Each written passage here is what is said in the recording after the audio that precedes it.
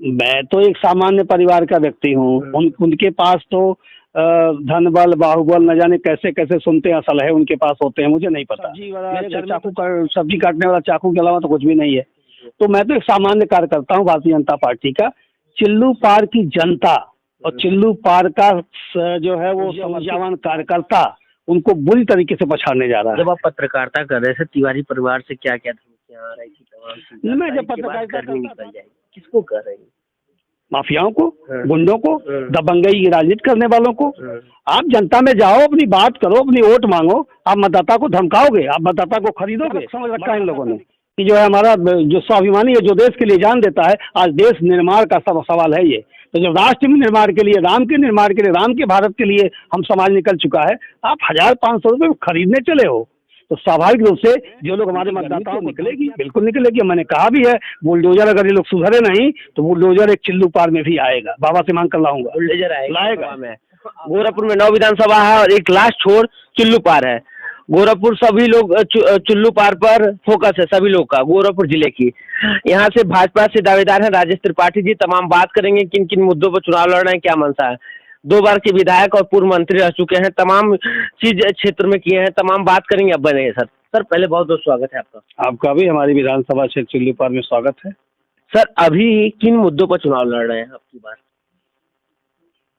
चिल्लू पार ही नहीं बल्कि पूरा उत्तर प्रदेश विकास के मुद्दे पर चुनाव लड़ रहा है। सांस्कृतिक राष्ट्रवाद के मुद्दे पर चुनाव लड़ रहा है। राष्ट्रीय और अपनी सनातन संस्कृति के स्वाभिमान के पुनरुत्थान के लिए चुनाव लड़ रहा है। चिल्लू पार भी उसी का चुनाव लड़ रहा है। चिल्लू पार में कभी भाजपा का कमल नहीं खिला है, भाजपा से आप चुनाव लड़ रहे हैं, क्या आपकी बार भाजपा का कमल खिलेगा? बिल्कुल आपकी बात सही है। चिल्लू पार में भाजपा का ही नहीं, इसके पहले भाजपा के पहले जब जनसंघ था तो जनसंघ के दौरान भी दीपक नहीं जल पाया था। मात्र 2300 वोटों से जनसंघ का प्रत्याशी चुनाव हार गए थे। पंडित TN मिश्रा जी 3300 वोटों से चुनाव हार गए थे 92-93 में। 2017 में मैं भी एकदम बॉर्डर लाइन पे गया था और 3200 वोटों से चुनाव हार गया था। लेकिन जब मैं 75,000 वोट पाया था 2017 में और जब योगी जी की सरकार बनी, उस दोनों में फ़र्क ये है कि जब मैं 75,000 वोट यहाँ भारतीय जनता पार्टी के कार्यकर्ताओं के बदौलत पाया था तो तब यहाँ 12 घंटे बिजली मिलती थी, अब 24 घंटे बिजली मिल रही। तब यहाँ गांव में 2-4 इक्का दुक्का मकान गरीबों के बनते थे, अब 100 से 200 मकानें हर साल बन रही हैं गांव में। तब यहाँ के लोगों को गरीबों के 5 लाख रुपए के इलाज की सुविधा नहीं मिल रही थी। योगी मोदी सरकार इस दौरान वो भी सुविधा दे रही है। लोगों को शौचालय बने हैं, लोगों को 1000 रुपया मासिक जो है, गरीबों को वृद्धा पेंशन, विकलांग पेंशन, वृद्धा पेंशन मिल रहा है। कोरोना काल में लोगों की जान बचाने के लिए लगभग कई करोड़ जो है वो लगभग लोगों को टीकाकरण अभियान जारी है। तो बहुत सारी लोगों को मुफ्त में कोरोना काल में लगातार पिछले 1.5 साल पौने 2 साल से योगी सरकार, मोदी सरकार गरीबों को निःशुल्क 2-2 बार राशन और सारी चीज़ें मुहैया करा रही है। तो जब ये सारी चीज़ें जब 17 में हम लड़े थे तो पूरे प्रदेश में आतंक का माहौल था, माफिया राज था, गुंडा राज था। कहीं भी कोई भी किसी की जमीन जो है कब्जा कर लेता था, किसी की बहन बेटी के साथ खिलवाड़ कर देता था उसकी इज्जत के साथ। थाने में थानेदार से लेकर के कप्तान और CO तक जो है पीटे जाते थे, मारे जाते थे, हत्याएं होती थी। उस दौर में जब यहाँ के कार्यकर्ताओं ने 75,000 पहुंचाया था तो अब तो पूरे उत्तर प्रदेश में योगी जी का भयमुक्त शासन चल रहा है। लोगों को विकास की सारी योजनाएं मिल रही हैं। राम मंदिर जैसा 500 साल का इंतजार खत्म हुआ है।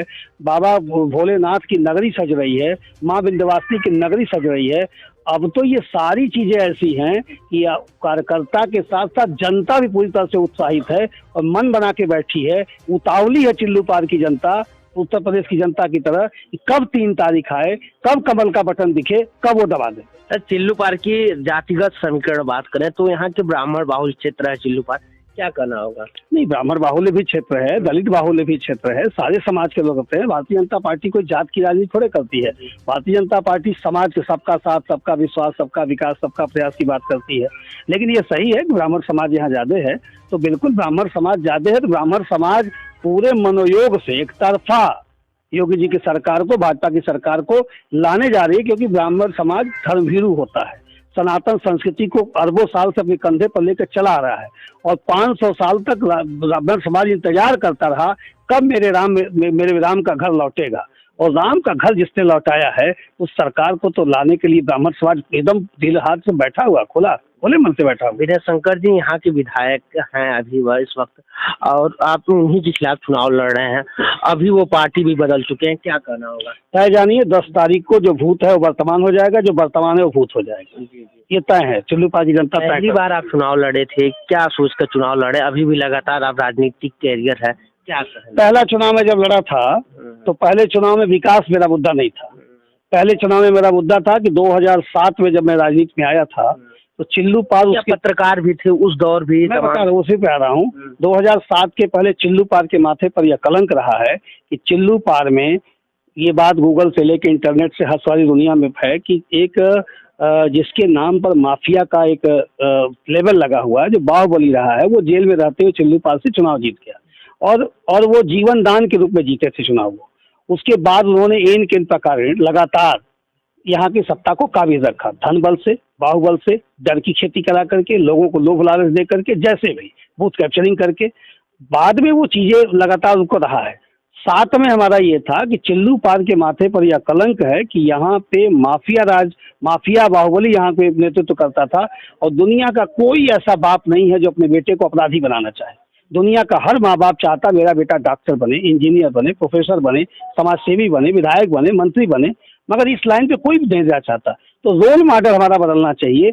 हमारा रोल मॉडल कोई साइंटिस्ट हो, फिराक गोरखपुरी हो, पंडित राम लखन शुक्ला हो, पंडित श्री केशवान राय हो, श्री मदरिया के राम अलग सिंह हो, या फिर जो है पंडित भृगुनाथ चतुर्वेदी हो, सतदेव शास्त्री हो, राजा प्रसाद मल्ल हो, कोई ऐसा व्यक्ति कैसे होगा? और चिल्लूपार की जनता ने उसको निभाया 2007 में, जिसको हटाया आज वो सत्ता से और विधानसभा के या परिषद के किसी भी गलियारे से बहुत दूर कहीं नेपथ्य में हुआ। तो 7 का चुनाव मेरा वो था। उसके बाद मैं 12 में आया। 12 में यहाँ पे विकास की बात किया। यहाँ पे बहुत सारे कार्य विकास के हुए हैं। सड़कें यहाँ हमारे कार्यकाल में लगभग 1000 से ऊपर सड़कें छोटी बड़ी बनी। मेडिकल कॉलेज यहाँ पे आए, कस्तूरबा गांधी आवासीय विद्यालय आए, 8-8 बड़े बड़े पुल आए यहाँ पे 4-4 जो है वो CSC के हॉस्पिटल बने, यहाँ पे प्राइमरी स्कूल बने, जूनियर हाई स्कूल बने, डिग्री कॉलेज लेके आया मैं, हाई स्कूल लेके सरकारी आया मैं, बहुत सारी चीज़ें लेके आया। तो दोबारा का चुनाव था। 17 का जो चुनाव हुआ, 22 का जो चुनाव होने जा रहा है, यह चुनाव 22 का इतिहास रचेंगे क्या? नहीं, चिल्लूपार तो एकदम गली गली से, गांव गांव में, हर गांव की बीथियों में यह बात उठ चुकी है कि चिल्लूपार इतिहास लिखने जा रहा है, चिल्लूपार में कमल खिलने जा रहा है। ये तो गांव गांव से आवाज, जन जन की आवाज आ रही है, इसमें कहीं दो राय नहीं है। वैश्विक महामारी थी, कोरोना काल चल रहा था, उस समय आप जनता के बीच कौन सा काम किया कि जनता आज आपको याद करेगी? वैश्विक महामारी में भारतीय जनता पार्टी का कार्यकर्ता ही तो दिखा, और कौन दिखा? कोई दल का कार्यकर्ता और दल के लोग बताएं तो कहाँ दिखे? न कांग्रेस दिखी, न सपा दिखी, न बसपा दिखी, न कोई और छोटे क्षेत्रीय दल दिखे। चिल्लूपार के या उत्तर प्रदेश के या देश के किसी भी कोने पर हमारे राष्ट्रीय नेतृत्व आदरणीय JP नड्डा साहब ने तो सेवा ही संगठन नारा दे दिया कि अब कोई संगठन नहीं, जो सेवा करो यही मान लो संगठन का काम हो रहा है। और बाकायदे अपनी जान पर खेल करके हमारे भाजपा के कार्यकर्ता गांव से निकले हैं, अपने घरों से, जिनके घर राशन नहीं था राशन दिए, भोजन बनवा कर दिए, नाश्ता दिए, पानी दिए, लोगों को आने जाने के लिए मजदूर जो घरों से निकले थे उनके लिए व्यवस्था की, जो कुछ भी हो सकता था सब किया, लोगों को जागरूक किया, वैक्सीनेशन के जागरूक किया।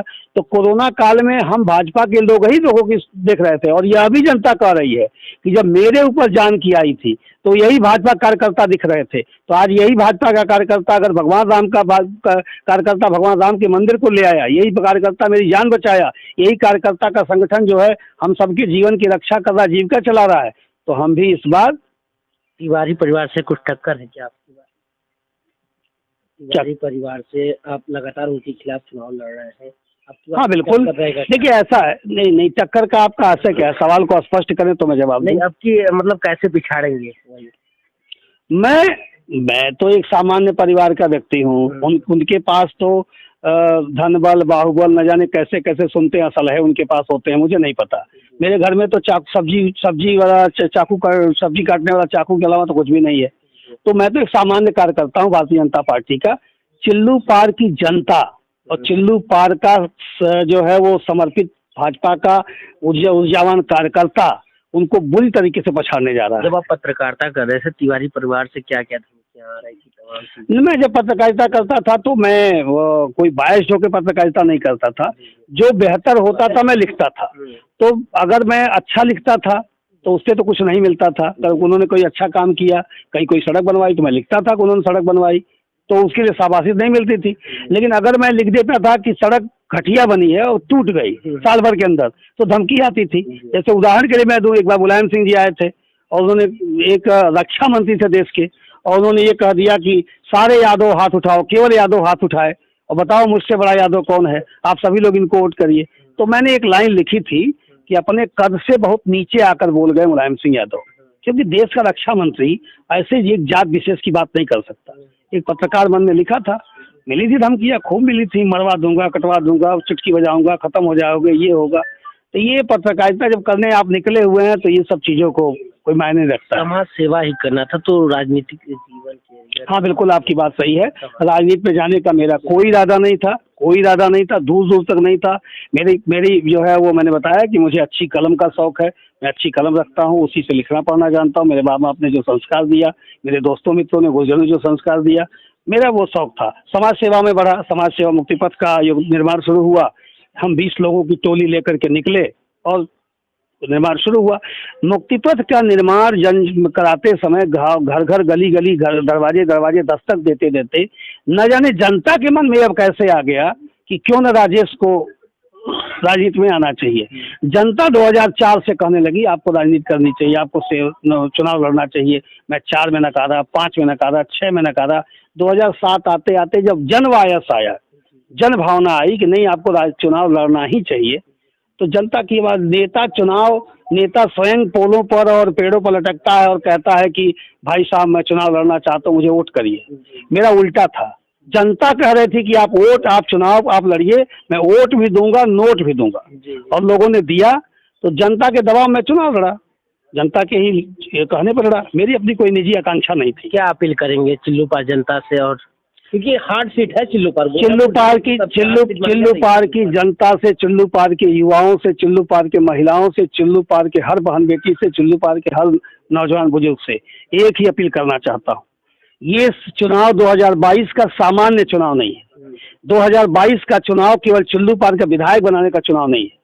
2022 का चुनाव अपनी सनातन संस्कृति जो सदियों तक पददलित की गई थी, रौंदी गई थी, उस स्वाभिमान को जागृत करने का चुनाव है। चिल्लूपार का, उत्तर प्रदेश का चुनाव, चिल्लूपार का चुनाव हमारे आने वाली पीढ़ियों के लिए भविष्य का चुनाव है। हमें कोई और आएगा तो अपने परिवार के लिए जिएगा केवल, लेकिन मोदी योगी अगर आ रहे हैं तो वो समाज के लिए जीने वाले लोग, देश की संस्कृति को, देश के भविष्य को संवारने वाले लोग हैं।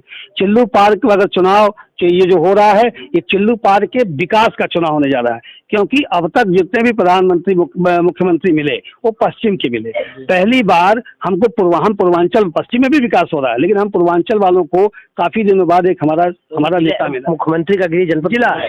ऐसी स्थिति में जब पूरी रावण लड़ने आ गए उनके खिलाफ, ऐसी दशा में जब पूरी मीडिया कह रही है कि योगी सरकार 2 आने जा रही है, भाजपा सरकार 2 आने जा रही है, तो चिल्लूपार से हम विपक्ष क्यों दें? चिल्लूपार में अगर भाजपा का अपना विधायक होगा तो फिर विकास के यहाँ पे बाढ़ का स्थायी समाधान होगा। धुरियापार क्षेत्र में उद्योग धंधों का जो गीडा का विस्तार हो रहा है, तो यहाँ सैकड़ों उद्योग धंधे लगे जाएंगे, युवाओं को रोजगार मिलेगा। एक बार फिर 10 घंटे 5 घंटे बिजली पे क्यों लौटे हम? हमें 24 घंटा बिजली चाहिए। धुरियापार की बात करें, चीनी मिल काफी दिन से, आप विधायक बनते हैं तो क्या चालू हो जाएगी? मैं बता रहा हूँ, धुरियापार चीनी मिल पर इसी योगी सरकार, मोदी सरकार की देन है कि हमारे सांसद आदरणीय कमलेश पासवान जी के साथ मिल करके हम लोग 1200 करोड़ का इथेनॉल प्लांट लेके आए हैं। वो काम तेजी से चल रहा, 2024 के पहले वो शुरू हो जाएगा। तो वहाँ पे उद्योग लगने की शुरुआत हो चुकी है।